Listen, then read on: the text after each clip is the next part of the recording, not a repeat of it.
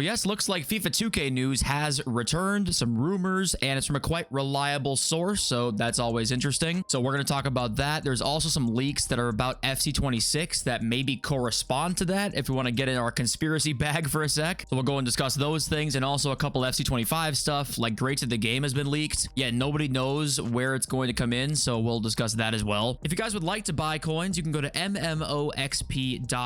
There will be a link in the description down below. They are the cheapest and the safest option. You can use my code JFC at checkout for an 8% discount. And thank you all for watching as always, whether it's once a day, once a week, once a month, whatever it is. For this video, we will actually have a couple of those new icon picks to open at the end of the video. I have 2 of them here just to kind of see how they are. I was seeing some good things out of these. Also was seeing kind of some bullshit as well, so I guess it's kind of hard to decide there. But yeah, we did also upload our second channel comments video if you want to go watch that as well if you didn't see that. But okay, let's start with the historical icon pick that came out. What do you guys think about it? Repeatable for a couple of weeks here, and there's 2 squads in here that are exact 87s and exact 88s. So yes, we're back to the same, you know, the exact overall requirements. Now these ones, there's only 9 cards exact ratings you need, and they're lower.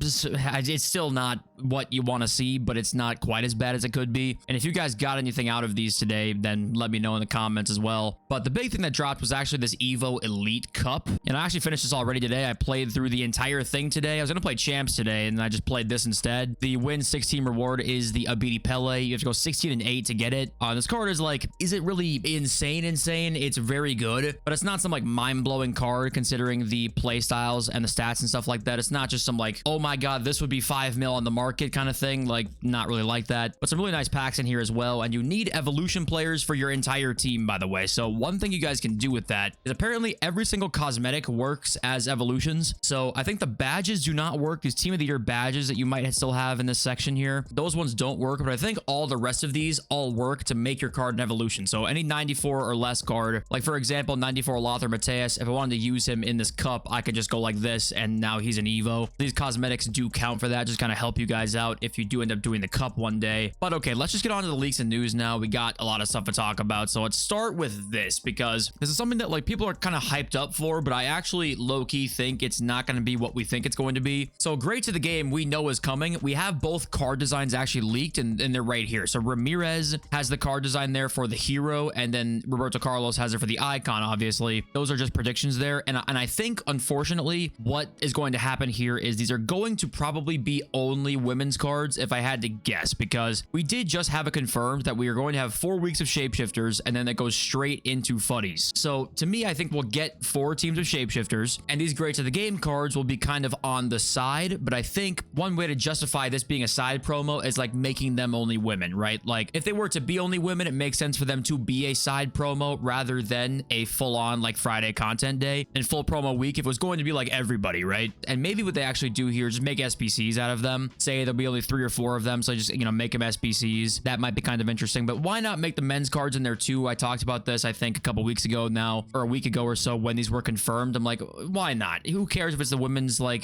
Euro? Just add men's cards in there too. I mean, I don't see why not, but I think this probably becomes less and less likely as we now see it won't be a Friday day where it comes out. So, okay, we also got this bit of news before we talk about the 2K stuff, and that's this. So FC26 will not release in August. It's now confirmed. We kind of figured it wouldn't if we hadn't heard much by now, but it's confirmed now to be the 19th of September and the 26th of September, which is right along with what the usual dates are. But we had rumors, if you guys weren't familiar, for much of the summer that it might come out in August, and it turns out that that is not going to be the case, at least for this year. But okay, let's get into the 2K stuff now. So Matthäus Gamer, if you're familiar with the channel, you know who he is, but he tweets out news. He's very reliable with what he tweets out. He's part of the Game Changer network. Like, he has ties, he has sources, and many things that he said in the past have come true. So here's one that I thought was very interesting today that he tweeted out. In a year in the future, so I think he means any year coming up here, open world 2K Sports versus open world EA Sports. I have seen that the 2K team, which is growing significantly, has been hiring more and more people from EA. What we know is that the game will use Unreal Engine and is a new sports IP. A couple things in the replies down here. Context: the team is in the early stages. Maybe it will take time for us to hear what this team is working on. Then down here he replies to somebody. So somebody asks him, when do you believe 2K is going to reveal their football game? He says, at the right time, wait. As if there is no debate that there will be a 2K football game, which I think that's very interesting because we still have not heard it confirmed yet. It's still never been like official that this is going to happen. It's just been rumors, and there's been a lot of smoke to the fire. Obviously, we've talked about that before, how all these rumors, there's something going on. But Mateus Gamer basically confirms here that it is happening, like an Unreal Engine, a 2K game that is football is happening. And whether that's going to be a true like rival to EA, like they're going to try to be a rival to EA, it's hard to say because EA have crazy amounts of resources already, licenses to clubs, and it's hard to, get into space, I'm going to assume. But 2K has a lot of resources as well. And the thing is that because it's Unreal Engine as well, that gives us a really good chance that it is some sort of console game as well. So a lot goes into this, but this is one of the biggest updates to me for a 2K FIFA game that's, potentially going to exist, because we went, I want to say like over maybe a 9-month stretch where we just didn't hear anything about this. And it was maybe about a couple months ago that rumors started happening again. And now we got this tweet today, which is like basically Mateus Gamer saying this is going to be a football game. So it's kind of exciting. Now, of course, this could be something that ends up more arcadey or no, it's hard to say what this could end up being, but Unreal Engine makes you wonder what this could end up being. And the rumor has been they want to go toe-to-toe with EA. That's been the rumor. We will see if that comes true. Now, we know 2K has their own issues, right? But if EA happens to have an inclination, I mean, they're going to have an inclination. They'll know when it's happening.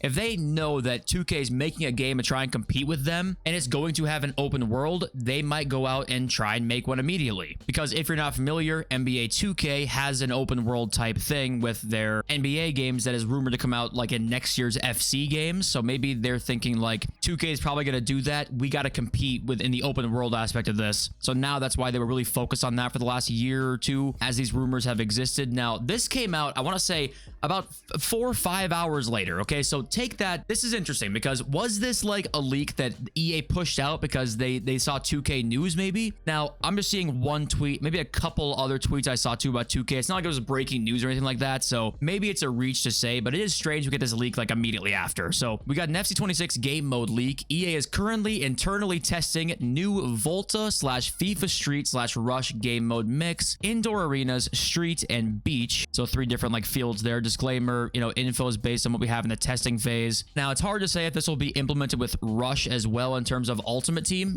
How will this be in that way? If I had to guess what this actually is going to be here is just simply put a mode that exists in the open world that doesn't actually mean much. You can do it with your like single player, your pro clubs player, or something like that. You can do like just to maybe try and upgrade their attributes or something like that. It's probably not a very big game mode here. This is probably something that just exists within the open world that you can do and upgrade your player with. And it's nothing really more than that. Probably no ties to Ultimate Team would be my guess here, but it's very interesting because I think the timing of it is a little odd. Now, what I think is more likely probably the case with these leaks and why we're seeing these now so early is because they know FC25 is in a terrible state right now, and they're like, we need to get the most info out that we possibly can. That's more likely the case rather than a random 2K tweet or a couple of random 2K tweets. That's probably not the case. The case is probably a, hey, we know that we need to drive up hype for next year because this year was this year was not very good. Saying all of this, do we need this? I mean, I'm sure some casuals will like this, but the resources into this open world shit has been crazy. It has been. We're probably gonna get something huge that nobody truly asked for in next year's game, if I had to guess. That would be maybe me looking at it in a cynical way. I don't know. Maybe it's fun, but if I had to guess here, none of us are gonna think it's that cool. It will be cool for the first couple of times. It'll wear off, and we just want there to be no input delay, and yet we got this. This is what they've been working on. Meanwhile, you can't press X when you want to. And speaking of delay, check out this FC26 tweet once again from Mateus Gamer. This was yesterday. He says EA has just filed a patent to generate intermediate animations through machine learning. And he says what the intermediate animations actually are animations that are part of the transition between the beginning and end movements. He says it's even something I've been asking for attention from the team. So apparently this looks like they're going to have AI sort of learn the best way for the body to kind of move in a natural way to make the animations more natural, I suppose. Is this more of a thing that will make the animations themselves feel more realistic, or is this a thing that is going to be basically when an animation is triggered and whatever spot that the body is in, like the player model, the transition from that stance or state he is in to the animation will become much smoother. Is that what they're trying to say here? I don't know. Will it even be in next year's game? Once again, don't know. Will this even be in FIFA? We don't know. This might be a Madden thing, a college football thing. I'm not sure, but this is something that at least EA just did within the last like 48 hours that appears like they're trying to make transitions between animations smoother, if I had to guess, which is always, I guess, a good thing. But they have got to get to the bottom of this input delay. One of these years or one of these, I don't know, console generations, PS6 is going to come out in like a couple years. Imagine first year of PS6 gameplay and the delay is like terrible and it's 2029. I mean, honestly, I would bet that that would be the case, because if it hasn't been fixed in 12 years, will it get fixed in 5? I don't know, probably not. Just saying that out loud, FC30 on the PS6 is going to be hella delayed. I mean, it's a joke, but this is just part of a news cycle, right? Take whatever you want with this news, I guess. And okay, next up here, there's this like really weird thing I want to talk about, because this Konate card's been the talk of the town for the last like 24 hours or so, because futgg has this like rating system where they calculate what the GG rating is, and Konate's is 99, whereas like no other card in this game, goalkeepers included, have like a 95. Or I think it's like no one has a 96 yet, I want to say. And this card has a 99. And the reason for this is because a couple things. So far reach and footwork plus are the best goalkeeper playstyles, right? He has basically max stats with basic chem style. This is very important here. We'll talk about this in one sec. He has 99 reactions, which they don't usually boost for goalkeepers. So Konate has 99 reactions plus 2 fantastic playstyle pluses, right? There's a very important thing here, though. Very weird thing with some of these goalkeepers that are outfield players that then move into goal. So this is the tweet from Doug, who says this: anyone that thinks he sucks, check his chemistry. The game gives him fielder basic automatically. You have to manually give him goalkeeper basic. So there were replies of people saying like, oh, he's awful for me. He was like the worst keeper I've used this year. Well, he might stats-wise be the worst keeper you've used in a while, because he has regular basic on, not goalkeeper basic. Don't know why that happens, but that's been a thing for a couple years now. And also, any goalkeeper is going to let bad goals in this year. Like low driven shots are great, right? But I'm curious to know with goalkeeper basic how good Konate actually is, or if he's kind of just as good as the rest of them. Really no difference. But yes, a lot of these goalkeepers that have been changed from an outfield position, you always have to give them goalkeeper basic because it's just broken for some reason. EA have not fixed this yet. But yeah, random tidbit of information to give you guys there. Okay, yeah, I just looked at GG rating and there's 2 cards above 96. So A's like the top by a pretty substantial margin, actually. But yeah, looking at the market, shapeshifters are actually not as expensive as maybe we thought they might be. I know Maradona's 4 mil, but like Mia Hamm 850, the card's kind of crazy. Harry Kane 1.5 mil for maybe the best center mid in the game. I'm not really going to say much about the market because you kind of know what it's going to do. It's not going to rise too much. If you guys want to buy these shapeshifters team 1 cards, I'm going to look post rivals rewards. It's pretty much when I always want to buy cards now. It's rarely not rivals rewards, and that's still what I want to do here. The Portugal cards, though, are interesting because if you go to new players, we can see these Portugal cards here. These will leave packs today at content time, and I would look to buy them probably about now-ish. Usually you see these guys rise up for a few days. The Tottenham ones especially like doubled in price going out of packs, but I think people are more prepared now. I still think you probably want to buy while they're in packs still, so I would buy like around maybe 6 hours prior to them leaving packs, probably when I would look to buy them, and maybe look to sell them over the weekend perhaps is what I would do. Finish your weekend league games quickly, like over next weekend maybe, or even like maybe for some Wednesday rivals hype, maybe that would be the move. Who plays rivals still? I'm not sure, but it might go up on Wednesday because it's just demand, right?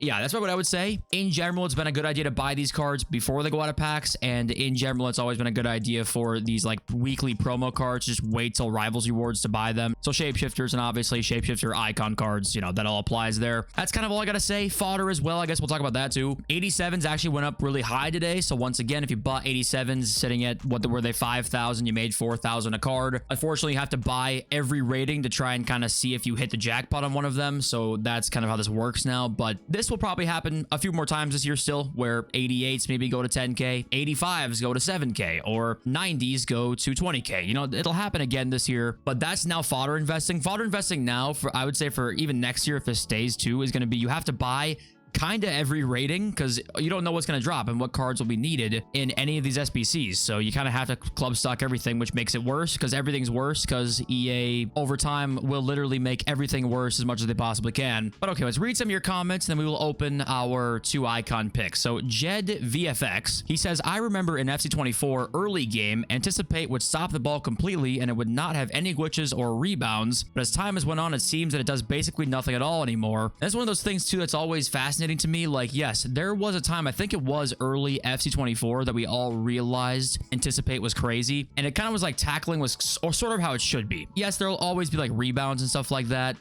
You can't prevent all of that. But that's definitely the best tackling we've had in the last like 3 years, I think, was that early game Anticipate plus FC24. And it's gotten like worse since then. But why do you think that is? Was it them nerfing it or was it just other things getting better? Because they have never nerfed Anticipate one time in the last 2 years. They've never nerfed it, yet somehow it's been like worse. Is it just like they sped the game up this year slightly, so the tackling is just kind of weirder because of that? I mean, there's just so much that goes into these like issues that you just wonder if EA has any idea what even causes them, because I'm not sure if they fully do. And I saw like 4 or 5 comments that were like, well, someone didn't watch the final. How are you questioning Nuno's low driven? His goal is as low driven as it gets. And I meant that comment as like a not very useful playstyle plus, not, oh my god, why did he get this playstyle? Because yeah, he scored a low driven goal in the final. But a left back with low driven, I more so meant as like, yeah, that's kind of weird. I actually think it would be kind of cool if people use attacking fullbacks in this game, which nobody does because it sucks because everyone runs wingers. But it'd be kind of cool to have a low driven left back if you ran attacking fullbacks. But so yeah, I came across like I had no idea why. And no, I did watch the final, which I know I'm American, so my ball knowledge, like people assume is like -10, which I can't blame you for, considering not many of us have a lot of ball knowledge on the sport.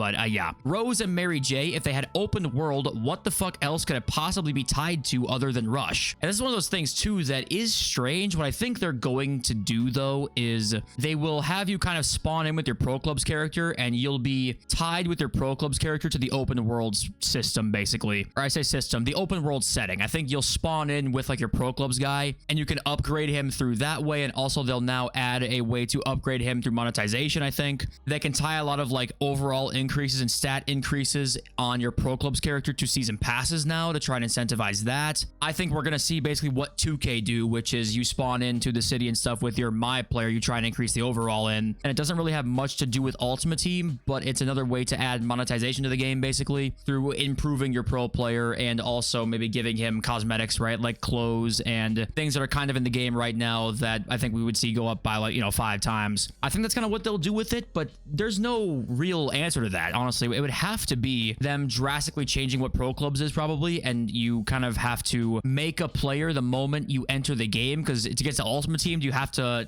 go through the open world to get to Ultimate Team. You don't in 2K, but it would be funny if they made you do that. And I'm sure there will be objectives for Ultimate Team that are in the open world and stuff like that, so I'm not really sure. It could be, it's possible. There's a 1% chance that it is kind of cool. I just feel like it's going to be most likely a disaster year 1 with all of this, and people won't even like it, and let alone will it work well. It's gonna be broken and buggy, and yeah, I'm pretty pessimistic about it. But okay, let's get into the historical encore picks now. The 2 cards I want the most here, I think, well, there's 3. So Dino's best version, R9's best version, and then that 89 Mia Hamm, because she actually has a really nice evo into that new 500k evo. That's what I would say, but I'm assuming we're not going to get any of those guys. We start off with Mostovoy there, the first slot. Second slot is Baby Wayne Rooney. Third slot is going to be Al Jaber. Of course, there's many evos you can put these cards in, which makes it kind of interesting, but not a cool pull there. On to, I think, what, the fourth one here. Fifth one, Claudio Marquisio. I love you, Claudio, but now is not the time. Now is not the time. Baby Blanc, we have an Evo 4 already. Not looking great so far. DeMarcus Beasley. Anybody see the Michael Beasley and Lance Stevenson beef by chance? 95 Buffon would be cool if I didn't have him already. So already have him. We got 2 left on the first one here. It is not looking too hot. We've got Henrik Larsson, and the final one is going to be 93 Abilene, who maybe has a good evo coming up here sometime, so that it could have been worse, I guess, at the end there. But it's not something that you're very excited about, I must say. How much are you going for? 20k, a 20k card there. That price, you would literally think it is September with that price. Okay, on to the second one, we got Alessandro Nesta. I'll take anything at this point. 87 Bompastor is in this. Oh my god. 88 Zola. Okay, have him already. 90 Mossavoy once again. It's not looking good, guys. It's not looking good. That's Baby Rooney, and that's okay. This is not good, guys. This is okay. Zambrata is kind of a cool card I could Evo maybe, but this is bad. This is very, very bad. Or just Stephen A. Smith. This is going to be a disaster. Lizarazu 92, and the last one is going to be turn off the console. Okay, you know what? That's it for me, because I'm good. I love you all. Zoom pace.